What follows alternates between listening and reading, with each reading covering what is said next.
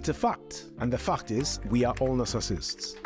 Yep, you heard me right. We are all narcissists. Everyone has a bit of it within themselves. It's just part of being human. We as humans are all cut from the same clothes, share the same flaws. Narcissism, it's all around us, everywhere, from social media influencers, constantly seeking validation. Even us, we want validation. Everybody wants to be seen, okay? That's what it is. Now, the question is, how can we turn that narcissism around and make something good out of it? Yeah, formerly known as Kanye West, is one person who does that's amazing. The brother changed the game totally and inspire others like me and you to think differently. Gandhi's words echoes the same sentiments. Be the change you wish to see in the world.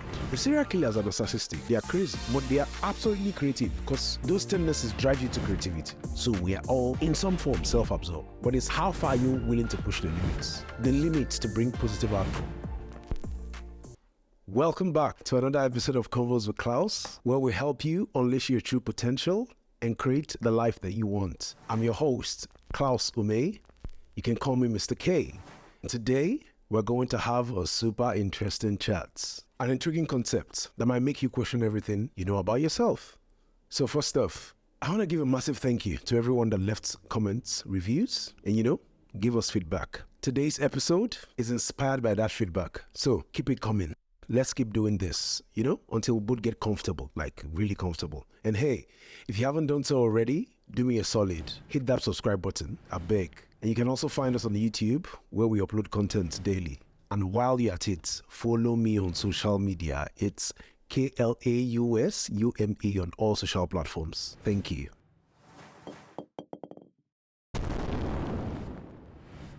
Now, let's dive into today's topic. We're going to talk about something that might surprise you. It's a fact. And the fact is, we are all narcissists. Yep, you heard me right. We are all narcissists, every one of us. I will explore this idea through the lens of best-selling author Robert Greene, the author of 8 Laws of Power. I've been, brooding on this topic for a while now. I stumbled upon this interview with Robert Greene on some podcast where he touched on this. I like his ideas and views on it, and that's why I decided to talk about it today. So we're going to explore it from his lens, and we're going to explore it from the lens of some biblical teachings and, our everyday experiences, and come to the conclusion that we as humans share the same flaws. So together, let's learn how to come to terms with our own boastfulness, our grandiosity, and start making meaningful changes in our lives, okay?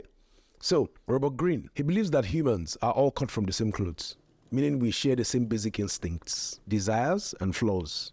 When it comes to narcissism, he says everyone has a bit of it within themselves. And I totally agree. It's just part of being human. Now, the question is, how can we come to terms with our own boastfulness, our own ego, and grandiosity, and make those changes in our lives? Redirect our narcissism for positive outcomes. Let's look at 2 famous folks who have done that in their own unique way. One of them is one of my biggest inspirations in life. Yeah, formerly known as Kanye West, and the founder of Apple, Steve Jobs. Those 2 individuals are geniuses. They're amazing. Look at Kanye. Despite he's very controversial and sometimes very narcissistic, and because what is narcissism? It means to be self-absorbed, to think about just you. But being able to think about you and use that narcissism, that inner yen and desire, and transform it to creativity that turns into good. Yeah, he's one person who does that's amazing. He has a lot of inner desires, inner need, and inner yearning for validation to show his capabilities is very important to him. So he's very self-absorbed. Yes, I can do this. This is what I can do. This is what I can achieve. I know this is possible. I know this is possible.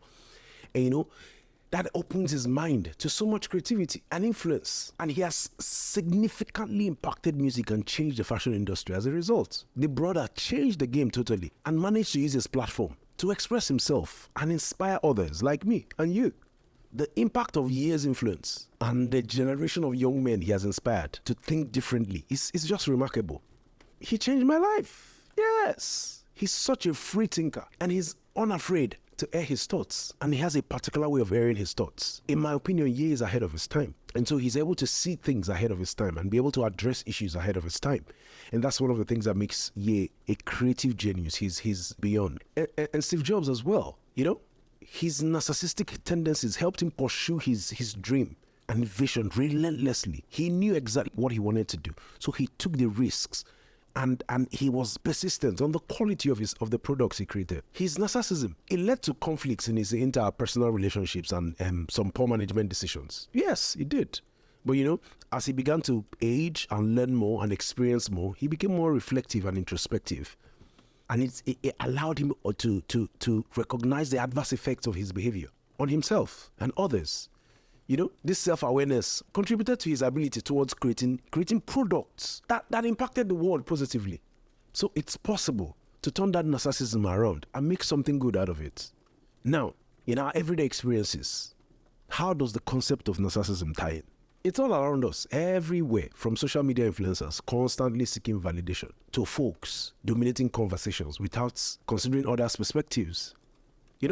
These examples remind us that even us, when we post on social media, we want validation. Everybody wants to be seen. Everybody wants an opportunity for them to be seen. Everybody wants to be heard. So when we post and we don't get enough likes, it affects us because that's what everybody's yearning for likes. So there's an inner drive and an inner desire for us to be validated. Everybody wants to be valid. Everybody wants to be seen.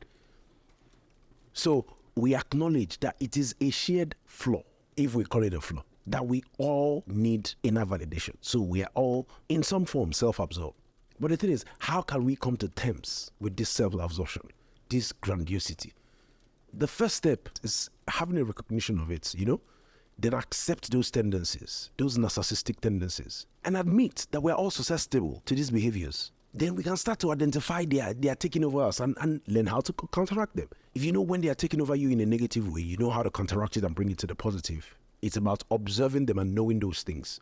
So first of all, when we recognize them, yes, we do this. Then if we recognize them, we take advantage of that opportunity. So knowing when to catch them and when to redirect them for the right purpose. Being able to put others in your shoes and genuinely trying to understand their feelings and experiences is one way you can redirect it. Using your own experiences to see the world in a different perspective. Use what you went through and put others in that shoe. So I experienced this. How can I use my knowledge of this and creatively build something that would change this so that other people don't have to go through the same thing? That's what it is. So this shift, it can help us break our own self-centeredness and create more meaningful connections with others. Even the Bible also offers some guidance on this. It talks about cultivating humility and compassion. Philippians 2:3-4 says, "Do nothing out of selfish ambition or vain conceit. Rather, in humility, value others above yourselves, not looking to your own interests, but each of you to the other's interests." When we follow this biblical advice, we can walk towards overcoming our narcissistic tendencies and building more meaningful relationships, stronger relationships. So self-awareness is an essential tool in addressing our narcissistic tendencies. Robert Greene recommends regular reflection, meditation, and journaling as ways to better understand our thoughts and process our thoughts in depth. When you're able to put it down and process it. Like on this show, I talk about breaking down your thoughts into manageable pieces or your goals into manageable pieces. The same way, that's how you break down your thoughts. I talk about life being more complex than maths.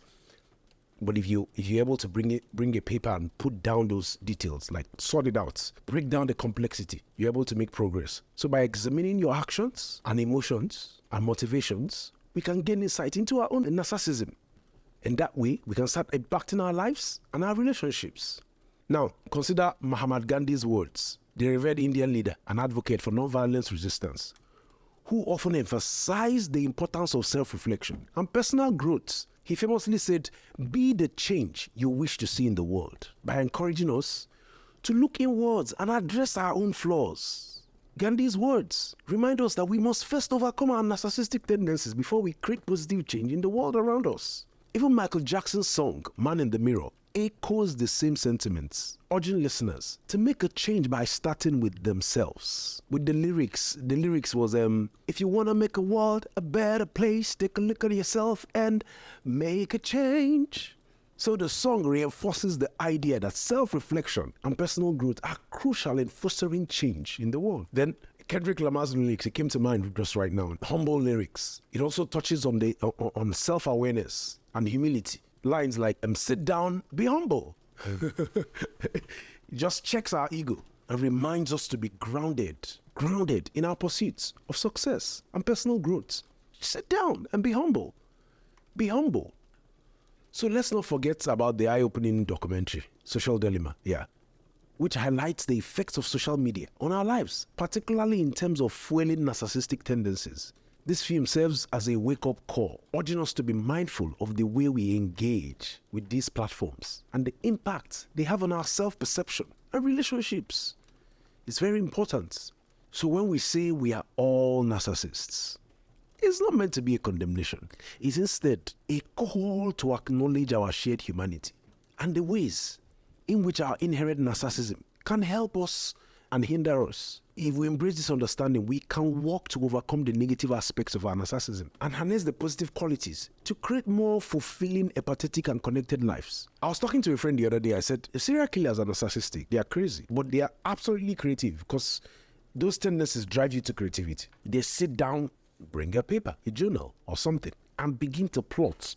Like I tell you, writing down something in a book is very important. They break down what they plan to do, begin to map out their targets, begin to follow up on their targets. They take all the time. They are being creative. And so in the same way, you can harness that creative and intelligent part of your brain and use that to create something amazing, because we all have it in us.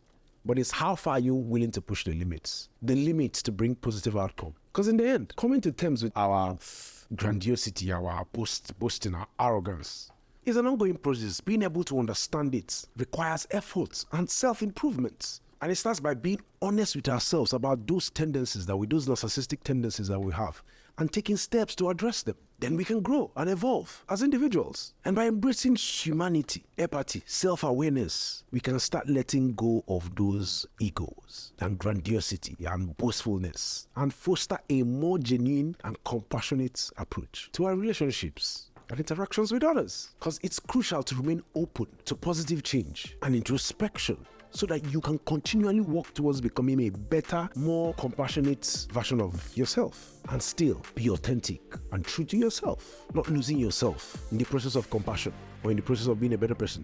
Thank you for joining me on today's episode of Konvos with Klaus. I would love to hear your thoughts on this topic. Please leave me a review or a comment on your go-to podcast platform and share it with your friends. Tag me on social media as well at KLAUSUME on all social platforms.